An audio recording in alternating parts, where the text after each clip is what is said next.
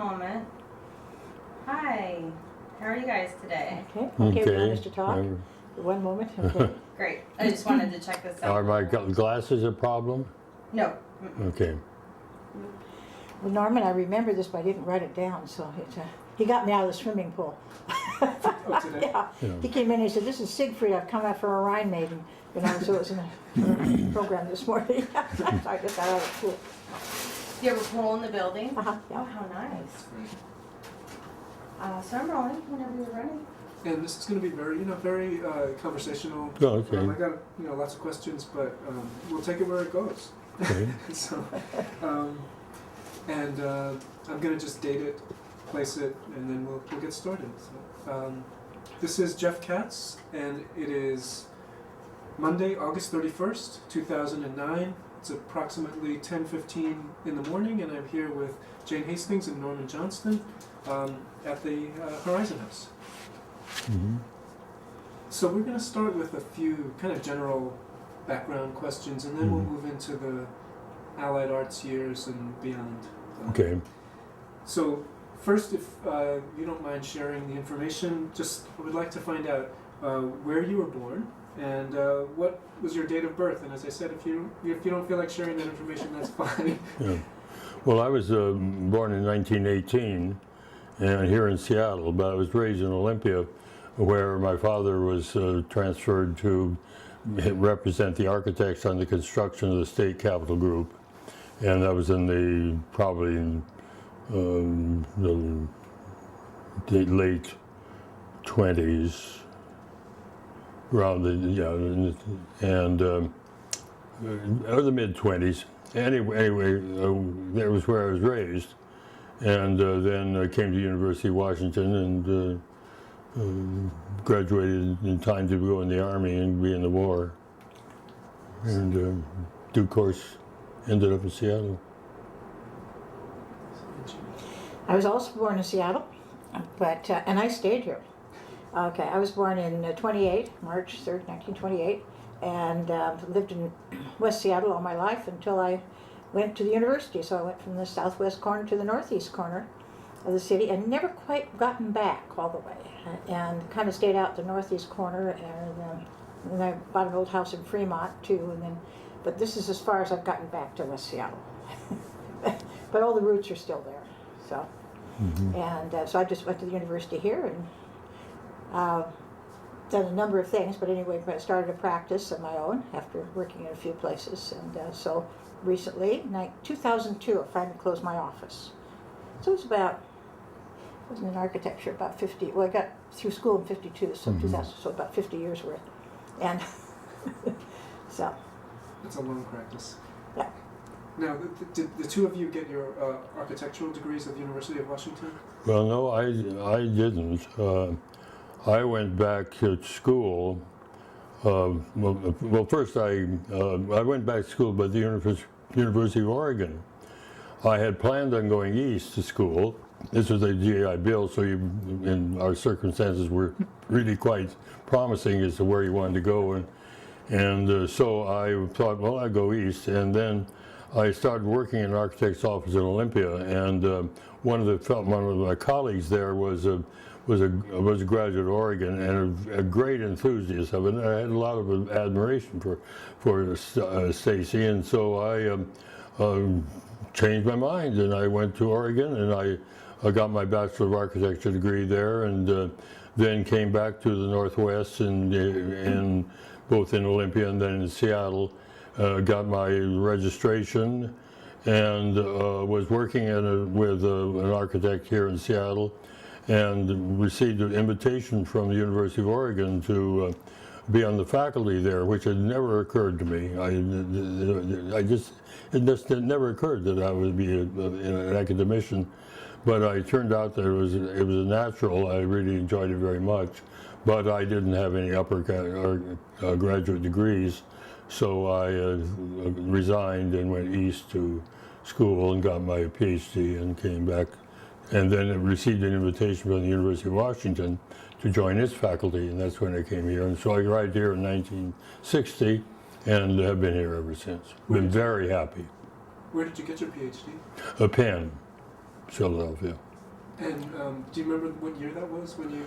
Yes, it was 1964. I spent a couple of years in graduate study, and then everything but the PhD, and then I worked on my dissertation and got my degree in '64 after I'd already been here and was teaching. And Jane? Well, of course, I got my degree from University of Washington, a Bachelor of Architecture, and I was totally self-supporting through school, so I was going part-time, and it took a while. And thanks to the veterans, like, I went through with all the crop. There were 2 big years of veterans, and I was in the second big year, a huge class. And they were wonderful because they had this GI Bill. And that meant the class ahead of me, they'd loan me their books, and they got all these art supplies and things. And so a lot of my education was on borrowed material or shared material from the GIs. So it was, worked out very well. Yeah. And what year did you graduate? I graduated in '52. I got out of high school in '45 and I graduated in '52. I always viewed her as being everybody's girlfriend. They were all my boyfriends, so Yeah. we got along just well. I was raised with only brothers, and I was also in a boys' neighborhood, and I was also raised in a YMCA, so I always got along fine with men. And it was the girls I really didn't know too much about. It's very interesting. You were raised in a YMCA? Well, Fauntleroy had a gymnasium, but it was affiliated with the YMCA. It had nothing to do with the YW, and so when we did things like in camp later on in water safety, and you're teaching life-saving and things, we always went to these YMCA camps, and so there was only, maybe a couple of women in the whole Washington, Oregon, Idaho territory that would show up at these, and the rest of them would all be men. And so, basically, I always said, I learned to play most sports by boys' rules, and It's really something. Now, you mentioned 6 brothers. Could you each tell us? Could you each of you tell us about your parents and siblings? My father was, of course, in construction, and I really grew up with particularly the legislative building and its construction. It was completed in the late 30s, and when that project came to end, a lot of things came to the end. Again, that was just at the threshold of the Depression. So no, Dad was not an architect, but he was representing architects and architecture, and so I was very familiar with blueprints and drawings and things of that nature, and small talk to some extent about the work. And then I also visited in those days the hard hats were a thing of nobody knew anything about that. And I was a kid, I was in grade school, but I was allowed to run rapidly over most of the site. And I remember there were some wonderful little carts about the size of that table. There were railroad carts that were used to, and it was the perimeter, they formed a ring around the building, and it was all on one level, and you could push them really quite easily. And so I got a kick out of moving the stone around the campus, and once in a while, somebody would come and say, "Hey kid, what are you doing around here?" And I say, "Jay Johnston is my dad," and they'll say, "Oh, okay." So it was a really very compatible situation for me to be familiar with the sites. And when it came time to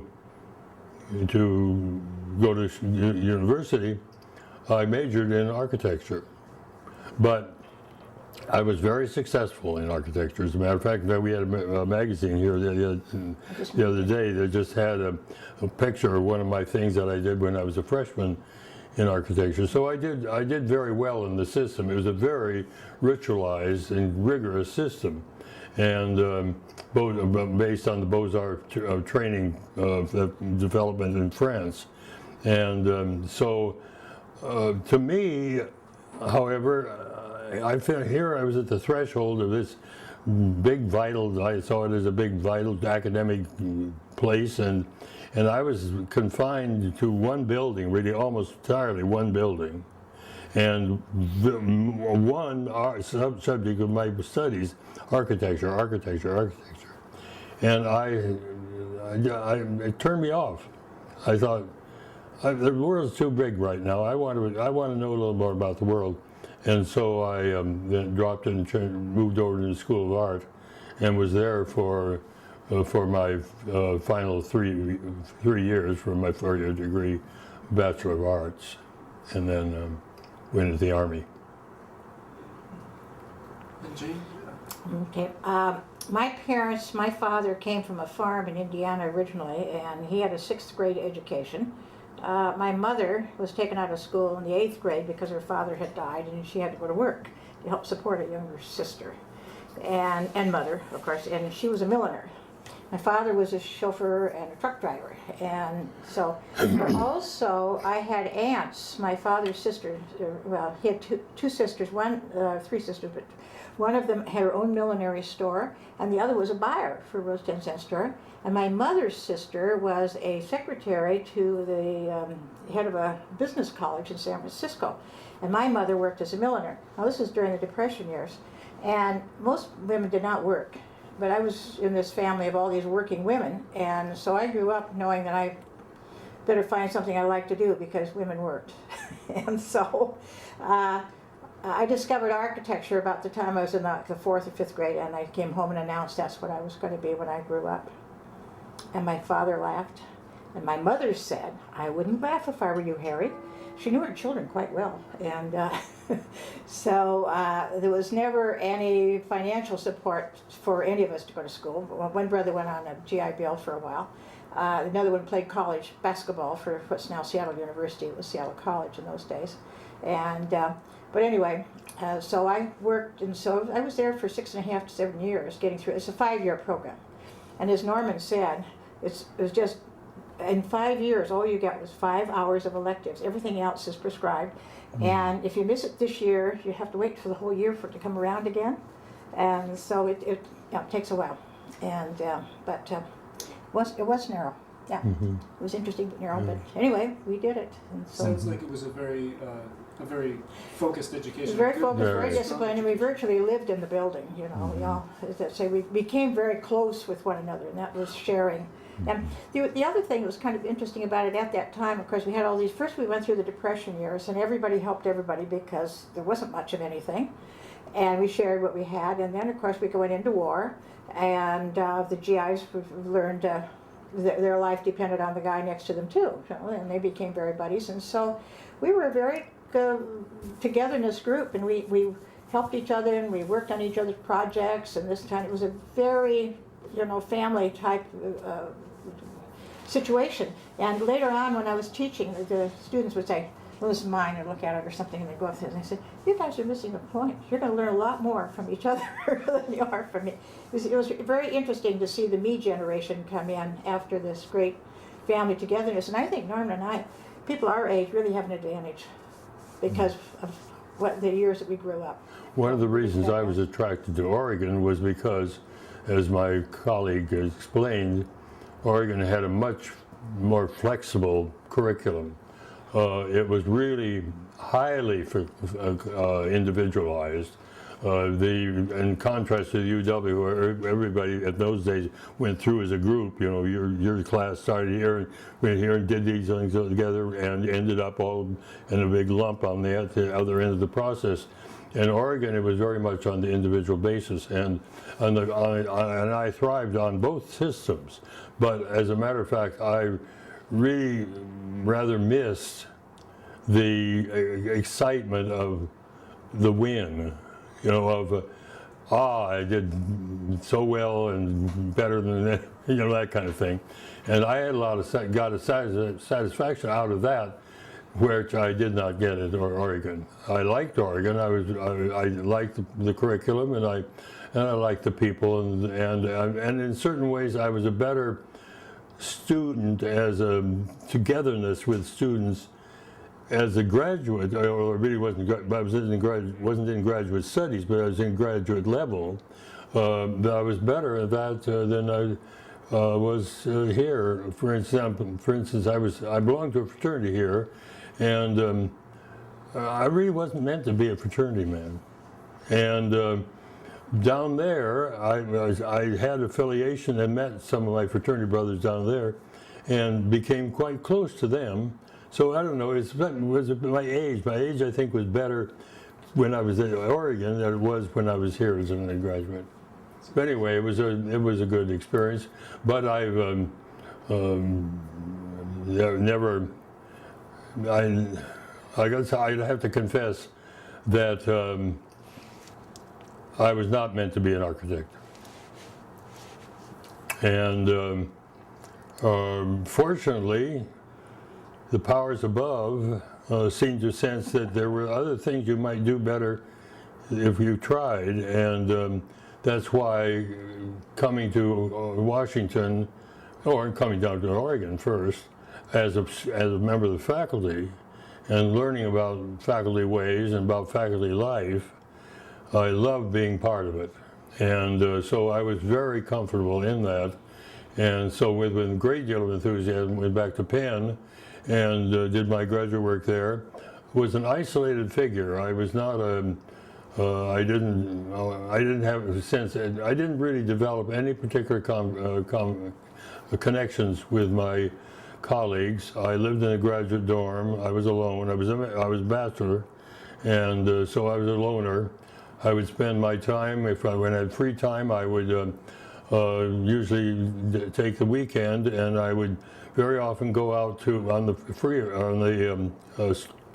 streetcar, the bus, go out to the perimeter of the city, and then walk back into town, and seeing things along the way, and making a point of going to the art museum on the way, and that kind of thing.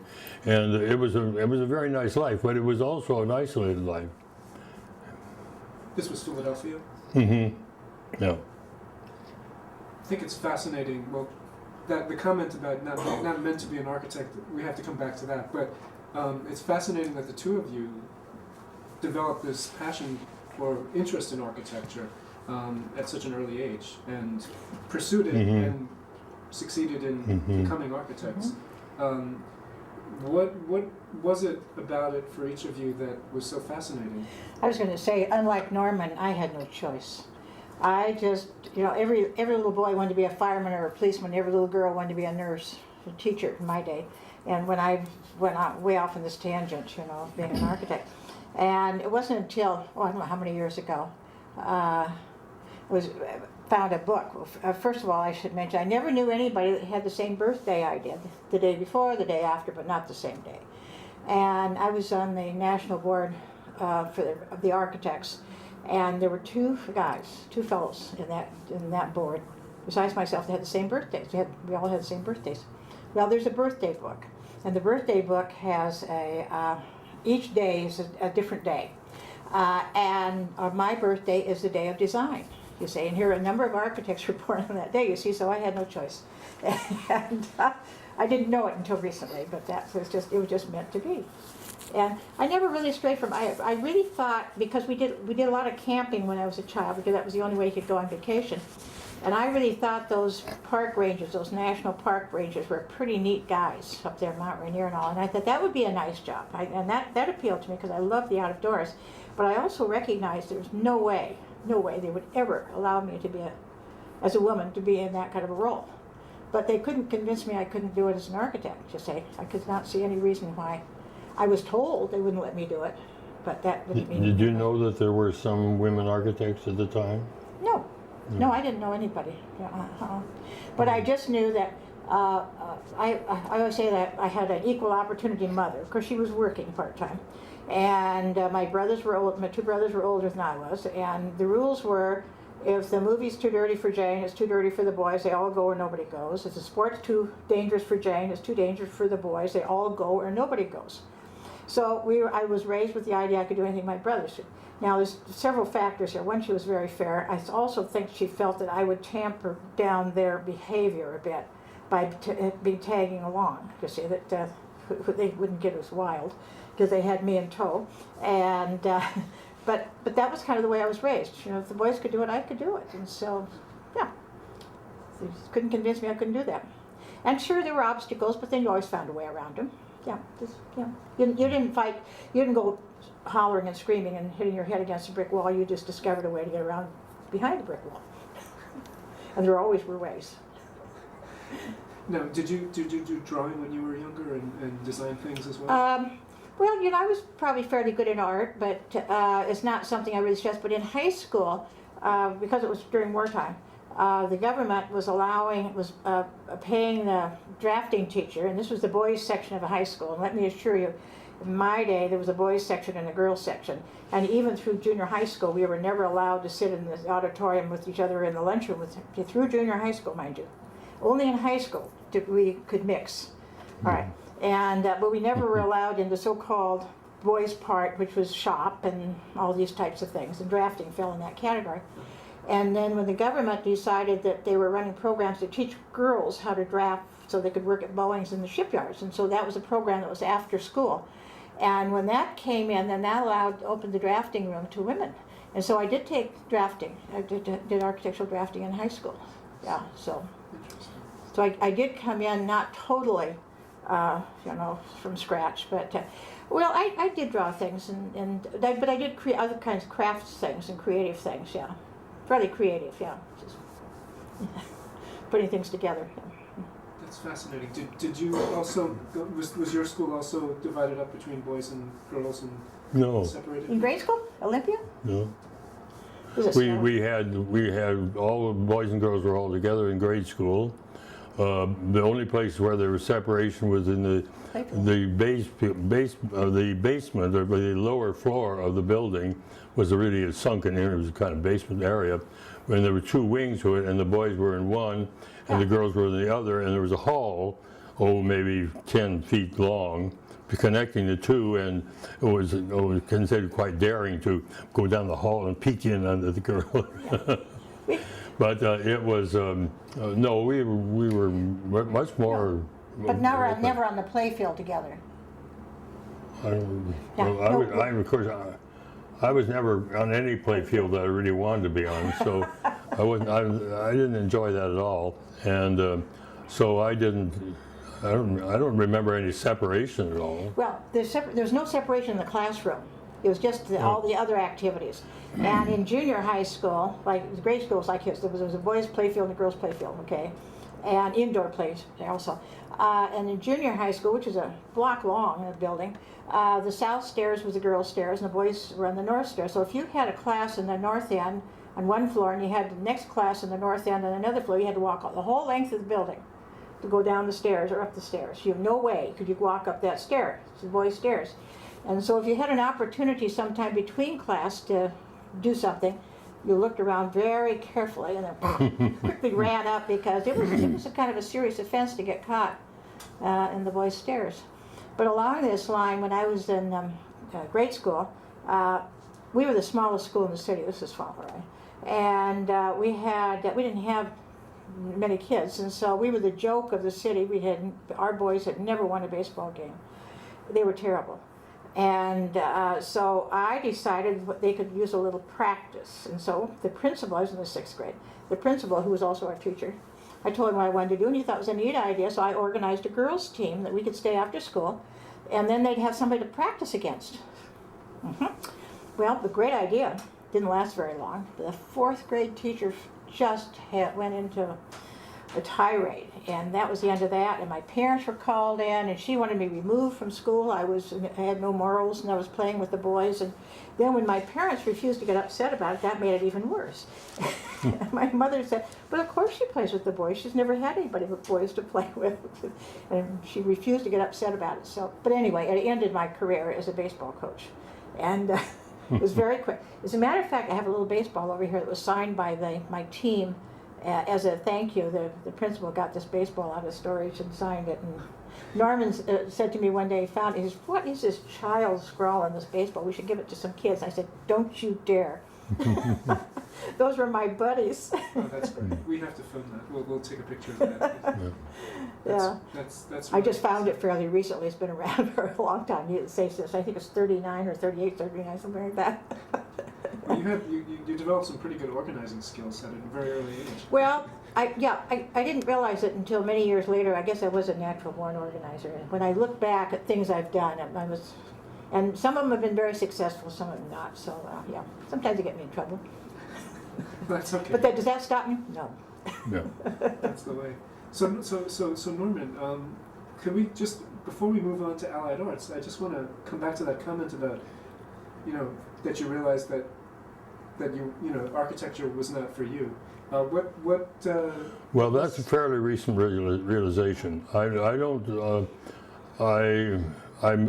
This realization came really from looking back, because, as a matter of fact, I was a registered architect. I guess that's quit now that I'm retired, but I didn't enjoy the practice. But that was what you did. You had to do. If you were working and earning a living, well, you had to do something. If you didn't like it, well, that's tough. Either that or make a change. But I was struggling along with it, and then this matter came up with the University of Oregon calling me and asking me to go down there, and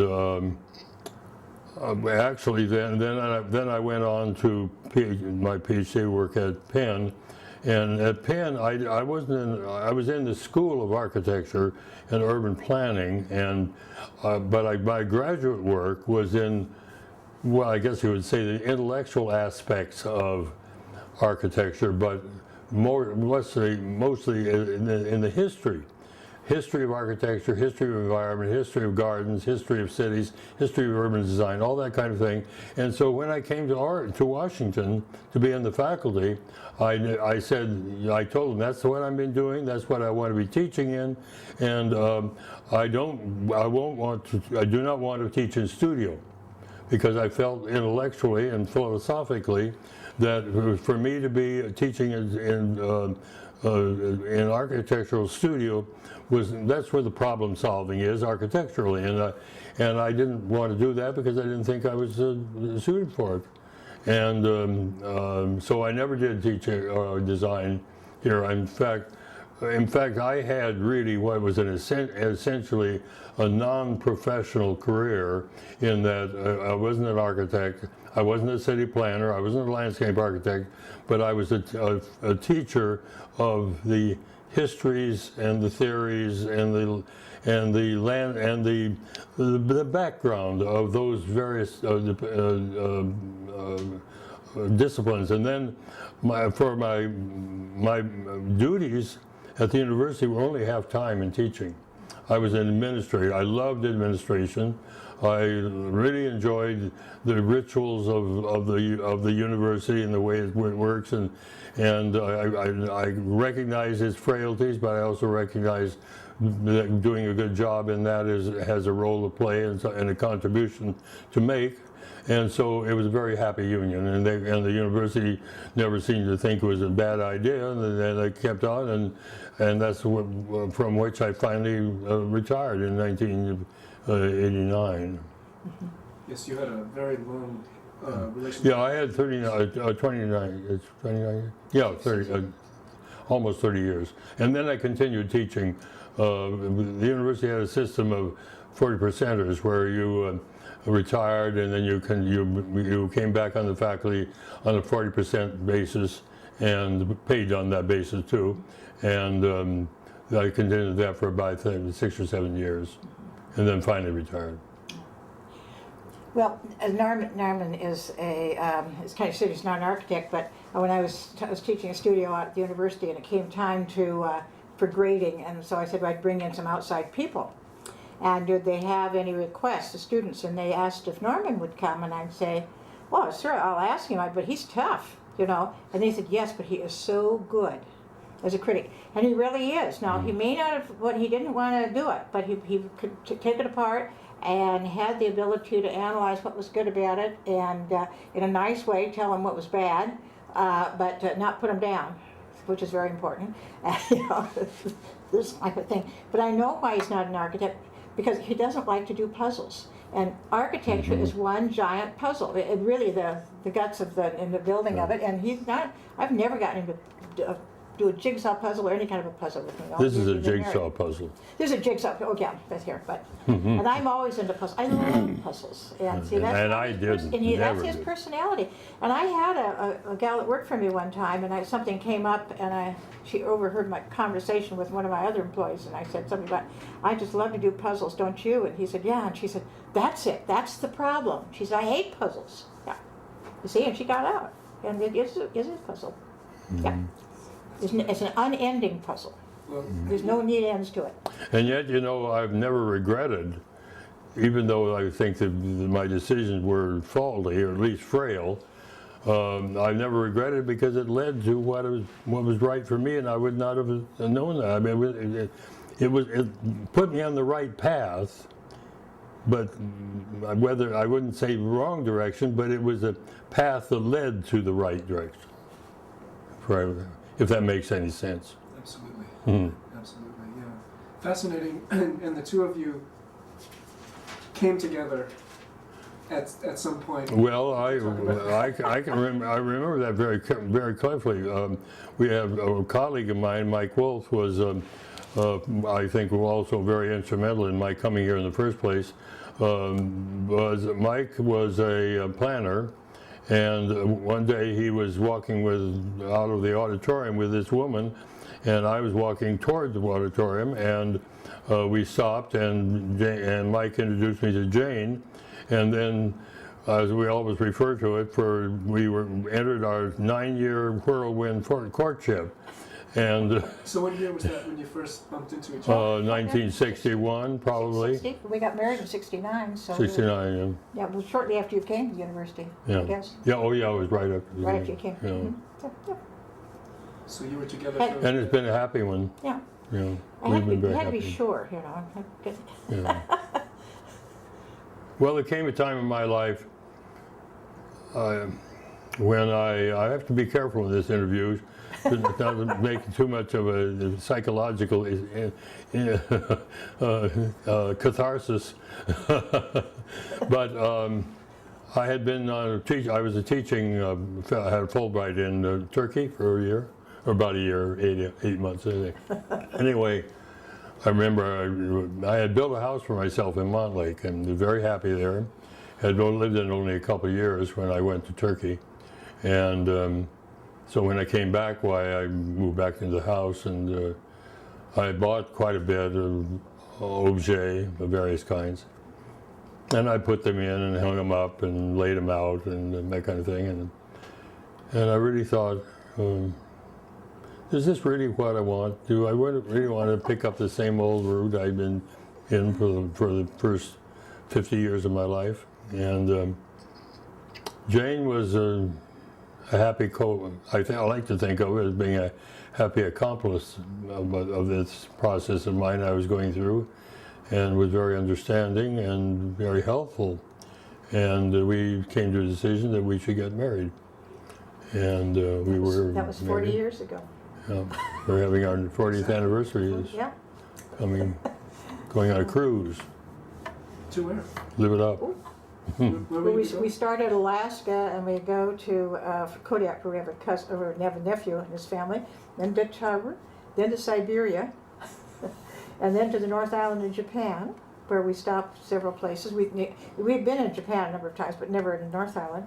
And then Tokyo, where we have lots of friends. Norman taught there twice, and we have a number of University Washington students connection. And then I belong to an international group of women architects, so I know all these Japanese women architects. And we're actually having a cocktail party on the ship for them while we're in Tokyo. And this is all arranged, and it's a small cruise ship, and you can do that with smaller. You could never do that with a great big ship, but we're okay with that. The university is sponsoring our Sponsoring it, party. yeah. That's Yep. great. And to Osaka, and then we come. It's a couple of weeks. We'll be gone a couple of weeks and come home. Yeah, It's a long trip. yeah. Long trip out to sea quite a bit, but that's okay. Yeah, at our age, it's okay to sit Well, around, read a book, and Yeah, I really enjoy leisure. But I have recently become more bored with inaction. But some things of interest have risen, and I've overcome that, some mild depression. but I'm feeling much better. Getting old's not fun. Yeah. Stay young. Well, we'll move back now to some of those early years. And one thing that I would like to find out, first of all, you, Norman, were one of the original members of Allied Arts of Seattle. I think of all the people that we're talking to, you're the one person that was there at the beginning. I think that is right. And that is a quite exciting opportunity. Well, let me tell you how that came about. I didn't specifically mention the fact that after I got my license, I went to Seattle. Came to Seattle to take the state board, and after it takes a week. This is the old way. This is not the way it's done now, but it takes a week. And so after I finished the board exam, I drove over to and ended up at Victoria as a kind of little vacation. And that was the weekend when the Korean War broke out. And so I went back to Olympia, and my career unhappiness was really showing, beginning to take focus. And I applied for a job as assistant planner for the City of Seattle Planning Commission, and was hired to do so. So after I went back to Olympia in 1950, I then subsequently moved up to Seattle and began my career of about 5 years, not quite. In fact, I always said I would never earn the 5-year pin, but I did work there and as a planner. So then I got involved in what was then known as AIP, American Institute of Planners, and now it's now different. And so I was the president in due course in that first 5 years in Seattle, and at that time, largely due to the initiative of John Dentley and John Conway, John Aspie Conway, they were both took the initiative, and among others, but they were the ones that set out, particularly because in the process of evolving into and forming the Allied Arts, they spent a night, literally, at John Conway's house, which was just to the east of the Friedel House up on campus. And he had he prided himself on being an architect, like many people do, whether truthfully or honestly or not. But anyway, the three of us, it ended up that the three of us, by curious happenstance, were spent all night, working on the rough draft of the. You were up all night? Yes, I'm not an all-night person, and I was not too pleased with that. Anyway, we spent the whole day. We saw the sun go down, and then come up, and that was where the draft was made for the Constitution of Allied Arts. I don't know whether that's the same document or not, but that's the way it came about. And so that was the product of our efforts. Yeah, because John Dentley was an architect of some fame. He'd been in Hollywood doing movie sets and things before he came up here. And then Conway, of course, was in drama school at the university. And was a dramatic personality. Yeah. And so it's kind of an interesting combination of personalities, I'll assure you. He had a very pleasant... And they're both gone, of course, yeah. Very nice wife. She was a photographer. And she outlived him. She continued to live for some time up in not Orcas, but let's see, where were they? a town up there where they have an irrigation system. Squim, don't know. Okay. Anyway, across the sound. Yeah. We'll think about it in a minute. And the memory gets better. So that's where that came about. Then in due course, and of course, as it got formed, it was the essence of it was Allied Arts, and that meant that people who were presidents of organizations included in Allied Arts would be automatically, I guess, a member of the board or something like that. Anyway, we were certainly part of the that's the way I got to be involved, was because I was president of the AIP. Therefore, I was eligible to be asked to play this role to form Allied Arts, and that's what we did. And then I continued as a president, I think maybe for a term or so. And I remember we had a lunch meeting of the members of Allied Arts. We met at Rossellini's restaurant. At that time, there were this Rossellini family. One of them was our governor, but another one, I think they was governor. They were brothers. Yeah. Brothers or cousins, were they? I don't know, Cousins? but Anyway, he. Well, I kind of lost my train of thought, but 2 or 3 restaurants in Seattle. Oh yeah, and two of them were Rossellini's. One was down somewhere between 4th and 3rd, and the other one was up beyond Frederick and Nelson's. 410 and 610. And the newer one was up above, and we were having a breakfast. And I remember, what were the issues we got? Well, I thought to myself, we really ought to have some focus with what we ought to be doing for the coming year. And at that time, there was a great deal of there was the late 60s, there was a great deal of unsettlement, racial unsettlement. And we looked at the governing bodies of the various organizations in the arts, and the presence of blacks and non-whites to the boards was quite evident. And so one of the goals of my year was to try to see whether we could bring some additional attention to that particular aspect. I think at that time that the Seattle Symphony may have had that fellow Caruso. He is the timpanist. He's the timpanist, yeah, he was there. And I think he was there, but I'm not sure. No. But of course now there are a lot of non-whites in the orchestra. Though I noticed that there are not very many blacks. No.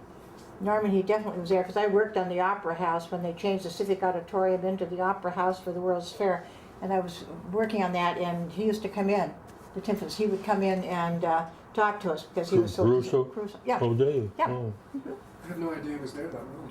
Well, maybe it was another black or something at the time, maybe that was it, but I remember him coming in. Maybe it was a different one, but the timpanist came in. Yeah, I think with so. his ideas about how the band shell should be done. I'd like to take it back a little bit. I want to cover your presidency quite extensively, well, at least relatively extensively, because those were very. It was a turn for Allied Arts during your presidency. Back to John Detley and John Conway. I'm just wondering if you could talk a little bit about how you were approached originally to become part of this group, and who approached you. Well, Jeff, it was really automatic, because I was a president at a time that automatically the presidents were the members of Allied Arts. So there wasn't any business about will you do it, or would you do it, or and that kind of thing. It was fait accompli. Was John Detley the driving force? I was there all of a sudden. I was not only president of AIP, I was also president representative of AIP and planners to Allied Arts. Now, of course, as things evolve, that's different now. Mm-hmm. But at that time, that was the ritual. That was the structure to which I fell in place because of previous engagements. Detley was a pretty strong personality, but also highly respected. Yeah. And we did He was very effective. Yeah, very effective. We did the AIA, American Institute of Architects National Convention, was here in 1953. It's never been here since, but okay. But they took over, and at that time, the local chapter really did all the work. It didn't come out of the national at all.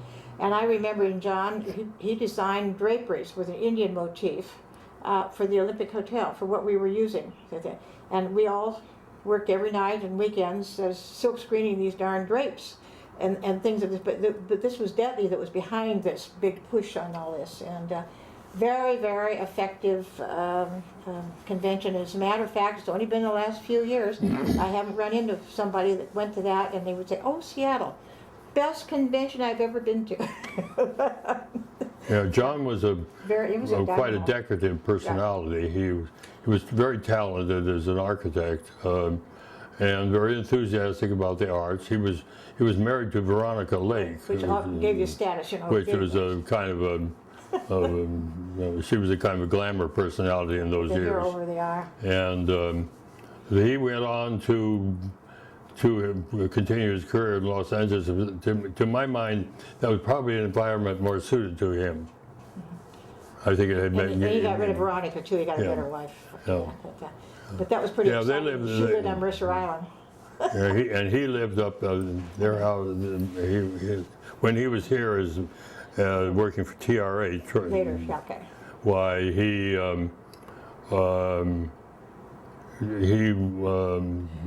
kind of lost my train of thought. If I recall right, though, Norman, wasn't he brought up here really to do the camouflage on Boeing, and the Boeing plant? I think from Hollywood. That was one of the. I think that was the real Could be. reason that he came here initially, Yeah. is that Boeing was all laid out as just a neighborhood with cars and people and trees and houses and things like that.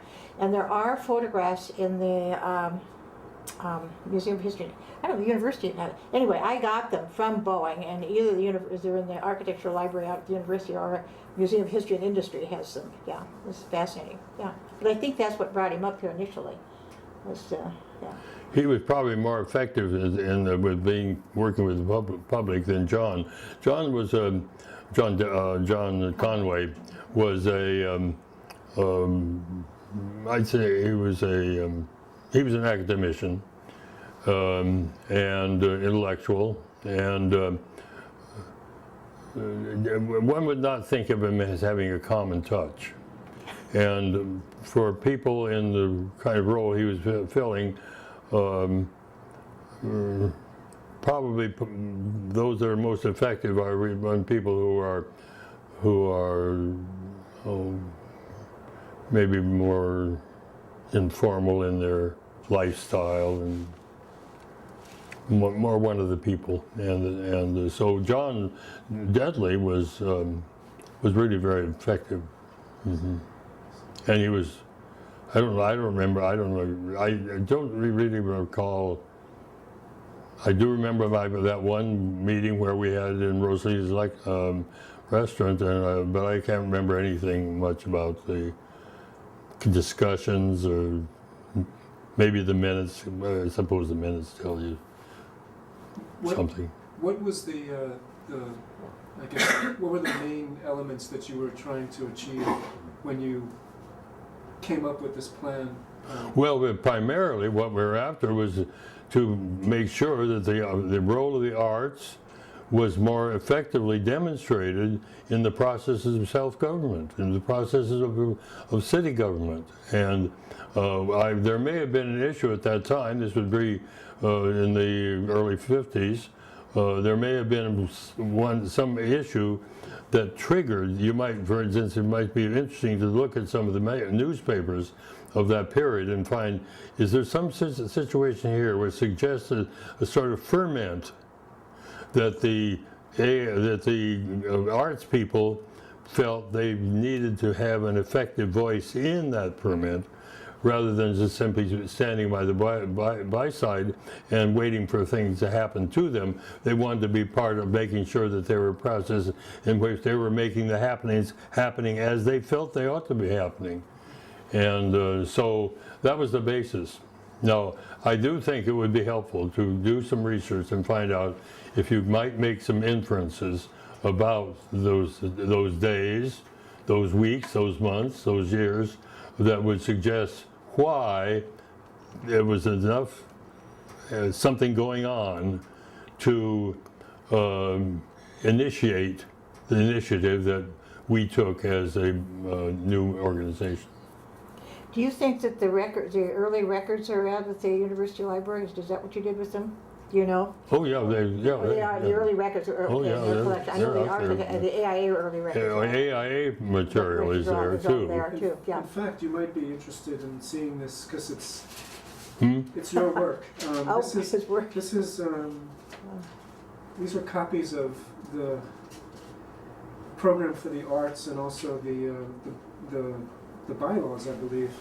Oh, just really? So that, yeah, these are from the archives. They might be familiar to you. Gonna take a trip down memory lane here, Norman. Huh, John Conway. Conway papers, yeah. Conway's okay. And I think you can see like the copies of his little notes there. Yeah. But I'm very curious as you look at that to find out what was Seattle like at that time and what was the kind of landscape that you were trying to change. What were those changes that you were trying to make in Seattle?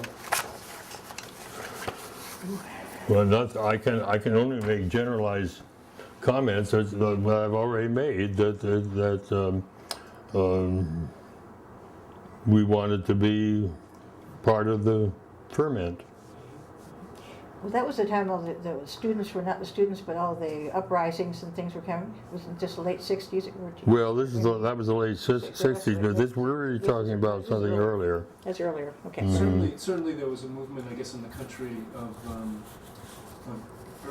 urban design. I guess there were big changes that were taking place with the urban renewal. Well, you know, some new construction was going on. Here in the city of Seattle, the Norton Building and the, what's the name of the building the Key Bank building where I bank. Kitty corner from the Norton Building, I think. Anyway, there were some new buildings that were the first ones coming on, and they were the two, and there was a very Miesian building, very much influenced by some of the buildings going up in New York, down the street, where the Your nose is running, dear. what's the name of that firm that Judd belongs to? Oh, LMN? LMN, where LMN is, and it had Plaza, and there was the Seattle First Building with the Charles Moore, was it Charles Moore sculpture? Starting to get sculpture. And there were things happening, and I think some of the initiatives simply came out of the realization that say that the city is going to beginning to look like it's going to be going through some new renaissance, some new thing going on, some new vitality. Let's be part of the harness, get in the harness, and add to the initiative and add to the momentum. When did Jim Ellis start coming up with, when we were saving the lake and with the sewers and the transit? Well, that was forward thrust. That was forward thrust. So that was part of, wasn't that about the same time? Yes, it was. You see, all of a sudden, let's save what we've got? Yeah, and there was, quite a successful, not as successful as they had hoped. Rapid transit was on it, and it didn't get included. And some other things that were key issues. That Stop the didn't get sewage included. anyway. That was the critical thing, to save the lake. Yeah. We'll lose lake. What's a? Your nose is running, Hmm? Here. Jane's. What was the? It's still running. You missed it. Yeah, it's a big nuisance. Well, wipe it up. Bob Block. No, he was very active in You're going to the. drip your right nostril. Your right one. Stop for just a second. You can cut that one out. We'll take Okay. just a bit of Yeah, here's good. You're going to take, and having been raised here, it just is so hard to believe that it's just suburbia. You used to be going out to Lake Wilderness, going out in the country, and it's just, you never get out of suburbia. Yeah, it really was. It's just really heartbreaking. We were being hosted by a couple that live here, but they have a summer place. It's really a full house. But it was really lovely. The whole thing was nice, but it was just it was like a vacation, going from one suburb to another, except it had a lake. And so it did have a water body, but it was surrounded almost entirely. All the way around these great big houses, all the way around. There was one section where there was still trees, but it was owned by somebody who was going to be developing it someday. So it'll be just entirely lakefront that you're sitting there. We have a beach house, and when we look out at the ocean. So there's nothing in the way of. I mean, when we're down there, we're really in a vacation house. We're not in the suburbs. Yeah. And we can get excited every time we see a ship go. We don't see too many big ships out there. They go out the mouth of Columbia, but then they drop over the horizon. I was going to ask you about what you mentioned before. You represented city planning when you were in that early Allied Arts, the first Allied Arts group. And one thing that was very interesting and unique, I guess, about Allied Arts at that time was this idea of bringing all these different groups together and having, I guess, committees that were representing all the. I guess they had 14 areas, and city planning was one. There was a whole variety of areas, 14 in total. And one of the things that was stated at that in the early 1954 period was that there remains first the realization of mutual interests by all organizations of the arts, and second, the creation of an instrument of organization to which all can contribute their strength, and finally, the adoption of a broad program by all which bring the arts to a position of prime importance in the affairs of the cities of the region. So there was that sense of, as they state, a sense of common interest, common direction, and common will, working together towards this goal. Absolutely. What was that experience like of having all these different groups coming together and just being part of this new project?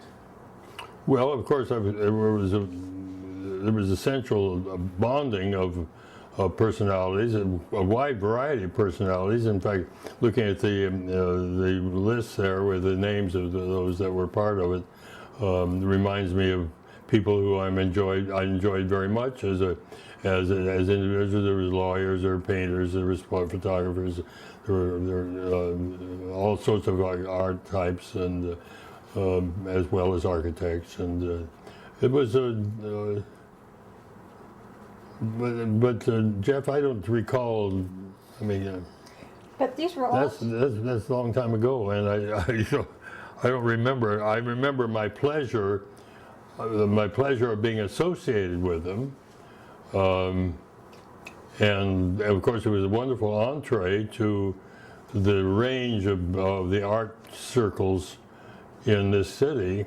For me, coming from Olympia, and being thrust by accident into these associations and relationships that were important for me as a part of my formative experience.